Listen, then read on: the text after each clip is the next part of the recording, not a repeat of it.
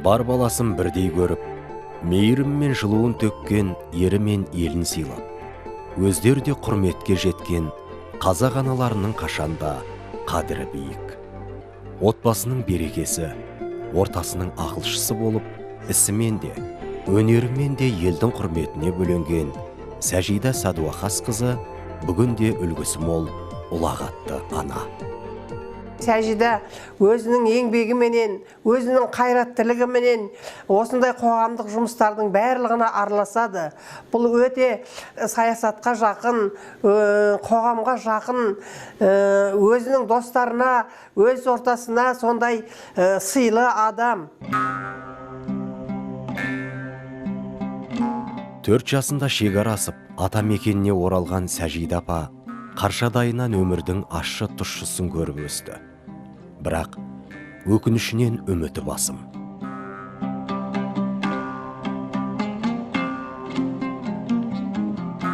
Осындай аналардың болғанына өте қуаныштымын. Себебі бұл заманда, осы заманның ішінде осындай апалар үйде отырмай, бала шағаның ортасында отырмай, қоғамға қызмет істеп жүргені өте жақсы деп ойлаймын.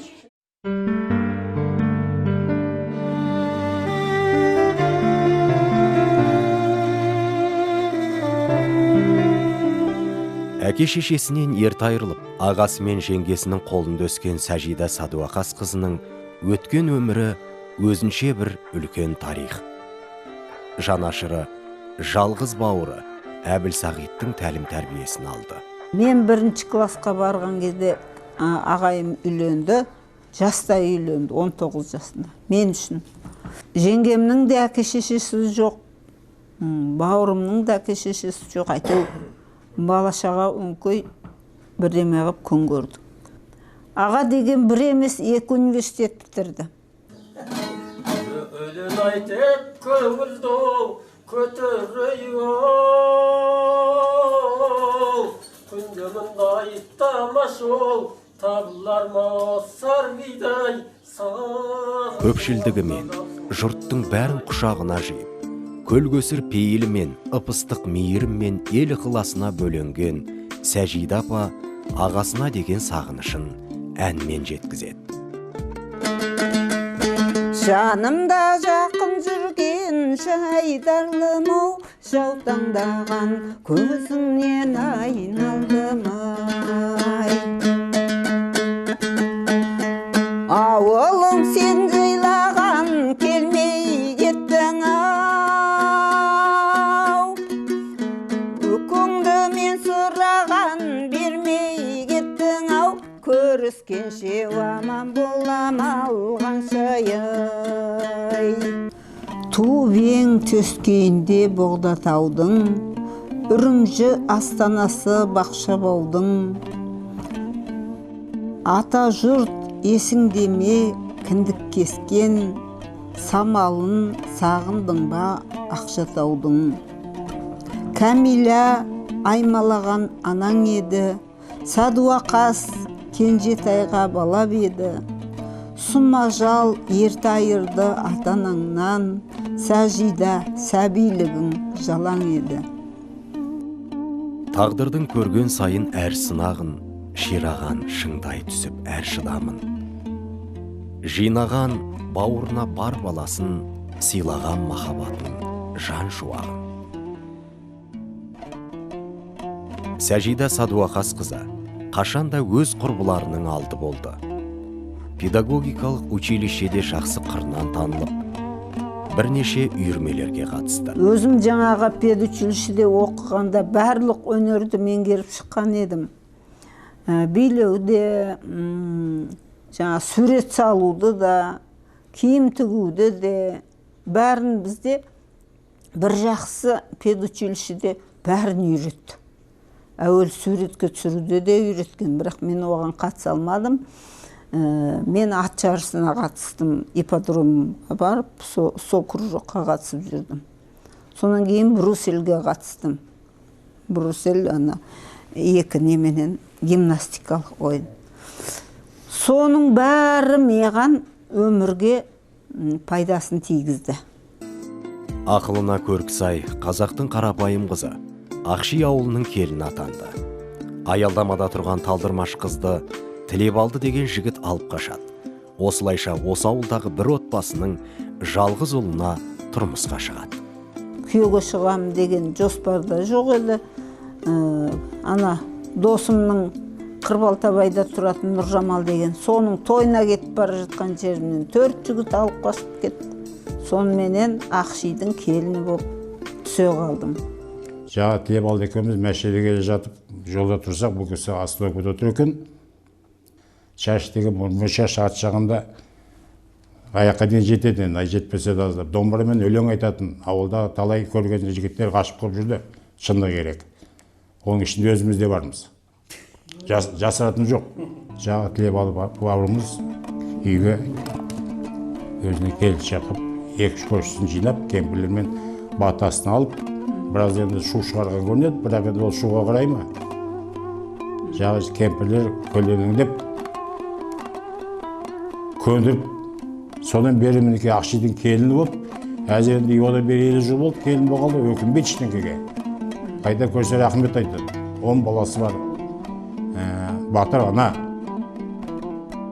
Алтын құрсақты ана 4 ұл 7 қыз тәрбиелейді. Бүгін ұлын ұяға, қызын қияға қондырған. Қазір осы 11 баласынан өрбіген немере шөберелерінің қызығын көріп отыр. 23 немересі, 4 шөбересі бар үлкен әулеттің бақытты әжесі. Құдайға шүкір, малашаға осындай Алла тағаланың берген ұл қыздарына рахмет. Осылардың барлығын әйтеу шамам келгенше асырап бағып, дипломдарын әперіп, шамам келгенше үйлендіріп, құдағиларын күтіп алып, шамам келгенше барлық жағдайды жасадым. Жас ұрпақ үлгі тұтып әр ананы көрсеткен тәлімінен нәр алады. Кейінгі қыз келінге керек мектеп жасаған жаның салып барамалы. Сәжида Сәдуақас қызы еңбек жолын ең алғаш мектепте пионер вожатыйлығынан бастайды. Кейін бастауыш сынып оқушыларына сабақ береді. Бұл кісіден үлгі алатындай өмір жолы да, ұстаздық жолы да үлкен бізге үлгі өнеге. Және де өзім осы кісімен танысқалы бері өзімнің байқағаным өте бір осы жасқа келгенше сондай бір орысша айтқанда энергичная, сондай енді бүгінгі өз жасына сай емес, болса әлде болса жұмыс істеп, осы шәкірттердің арасында жүретіндей адам. Сізге тек қана жақсылық тілейміз, өміріңіз ұзақ болсын, мынау 70 жылдық мерейтойыңыз құтты болсын, келесі 80 жылдыққа аман есен жетіп, сол жолда өстіп көруге Алла нәсіп етсін. Сәжида осы мектепке біз келгенде әйтеуір пионер вожатый болып істеп жүрді, балалармен тіл табыса білді, балалардың бәрін әйтеуір Сәжида апай деп артынан жүгіріп жүретін балаларымыз. Өзіне керекті ненің бәрін таба білді.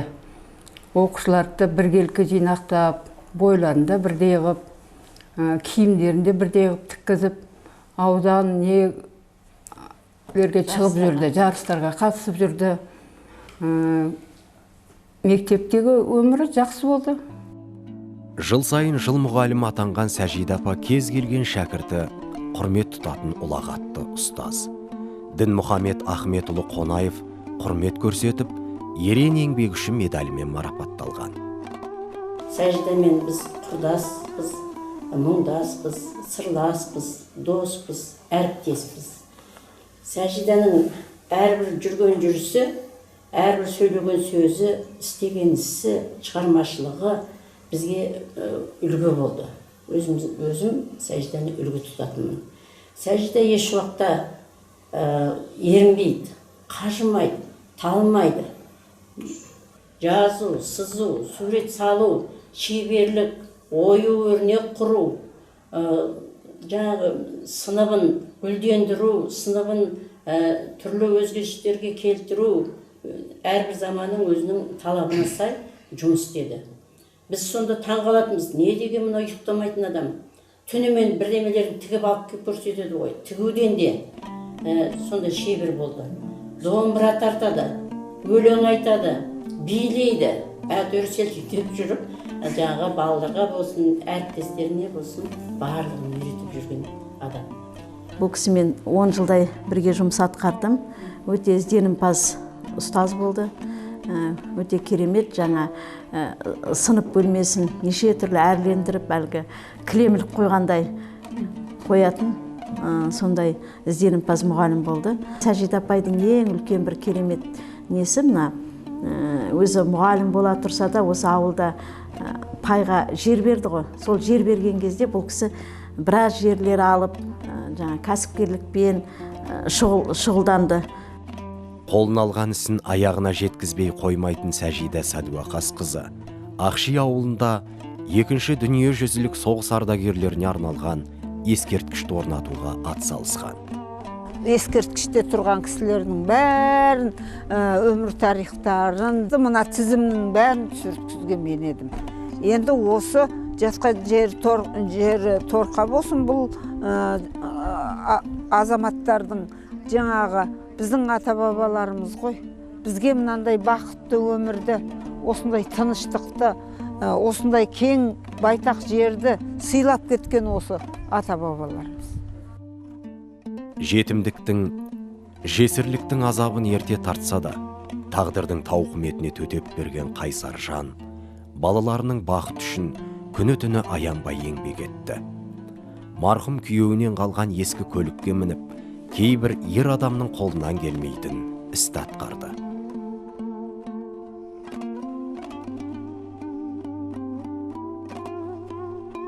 Түстен кейін отырасап жаңағы жүзім, қияр, помидор, мұғалімдердің үйдеріне тасим. Ана соленье, варенье кезде. Тасып сөйтіп. Ана жақта Ақшиде біздің кішкене бұрын не бар еді? Жүзіміміз. Ол қазір енді құрып кетті, 10 шақты жыл болды. Соны ол кезде балалар кішкентай болған, барып, суғарып, оны қарап, сөйткенбіз. Сол жүзімнің арқасында балаларды аяғынан тұрғызып алдым ғой. Бір жағынан жұмыс істеп жүрдім. Бір жағынан сол Маскевичпен ананы тасып, мынаны тасып, о деп, бұл деп айтып. Жолдасыңыз қайсы болды? 28 жыл болды, 92-ші жылға дейін.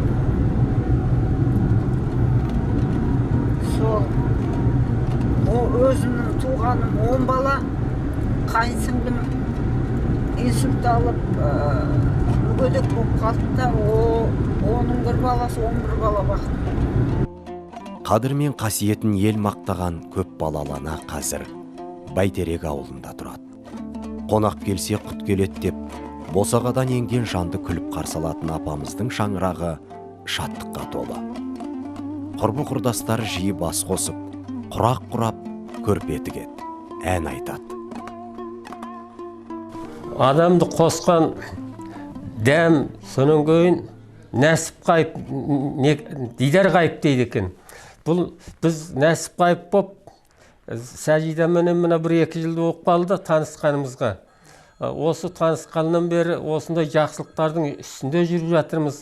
Қасындағы жолдастары, жаңағы әжелер, осындай әрқайсысы туған күнін жасап, басқа да басқа жақсылықтарды жасап, сол жақсылықтардың ішінде жүріп жатырмыз. 70 жас деген ол ең жақсы жас. Енді жасың 100-ге келсін. 100-ге келгенше бала шағаң аман боп, ел жұрт аман боп, заманымыз тыныш боп, бейбітшілік боп, осы кең ұрпақтарымыз аман болсын.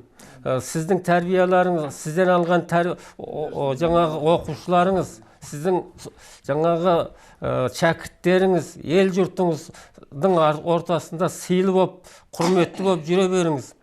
алда бұдан кейін 70-тен кейін 80 деген ауыл бар екен. Ол одан да деме дейді. Онан кейін 90 деген ауыл бар дейді. Ол одан да тәтті дейді. Содан кейін 100 деген ауыл бар дейді. Ол өте сәнді дейді. Алқынбастан, шаршамастан сол асудың бәрінен аса бер. Әлі қыз сияқтысың сен. 17 жастағы. Иә, 80-ге келгенде 18 жасқа келесің, 90-ға келгенде 19-ға, 100-ге келгенде 20 жасқа сонда ғана келесің сен.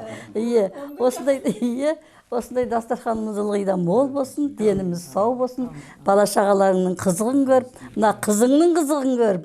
Дастарханның арқасында аманшылыққа жайылсын, бала шағаларың аман болсын, өзіңізге денсаулық берсін, еліміздің тыныштығын берсін, жастар аман болсын.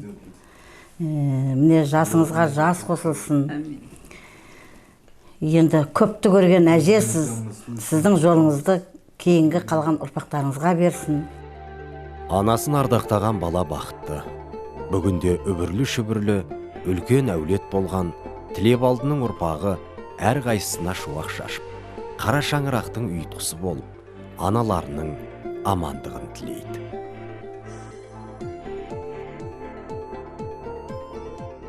Батыр анасыз осы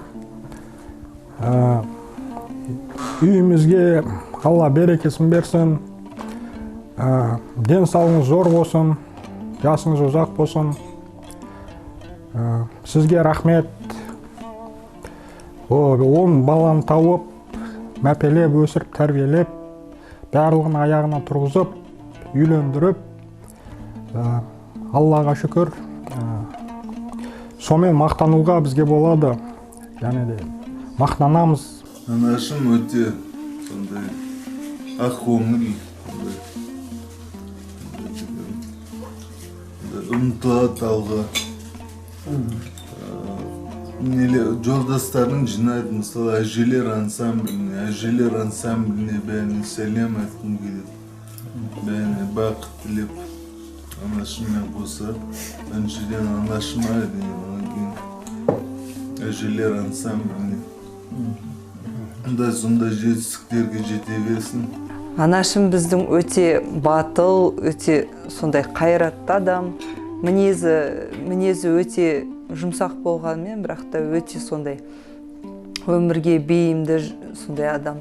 Қаншама қиыншылық өтті алдынан, оның бәріне қажымай осы бізді өсіріп, бәрімізді жеткізіп, бәрімізге жоғарғы білім берді әрқайсымызға. 10 баланың әрқайсысына 10 диплом алып берді. Сол үшін мамамды өте қатты сыйлаймын, мақтанам мамамен. Ондай ана ешкімде жоқ. Айналайын қара